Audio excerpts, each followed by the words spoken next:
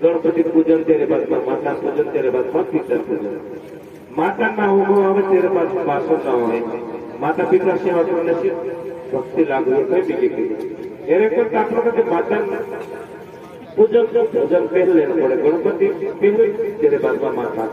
Ganpati motor ने मनाई तो बाकी माता वचन आज मायने ते आज गणपति प्रथम पूजन है राम आज भी मोटर कैसे करते कोसे जाते कई के माता जो 14 साल वनवास के तेना वनवास का मान्यता करी राम माता वचन का माने 14 साल वनवास गई ते आखिर में राम भगवान मानाई गई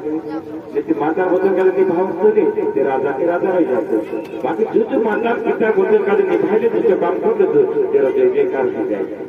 माता कदे पिता कदे नहीं बोलना चाहिए कभी भी नहीं बोलना चाहिए माता कदे नमाओ तेरे बाद पिता को तेरे बाद बाकी आगे बढ़ता जाओ बाकी माता कदे कभी छूट रखा माता अंदर दयालु छे एने सृष्टि माता बराबर खुदा दयानी है देख लो बात देखो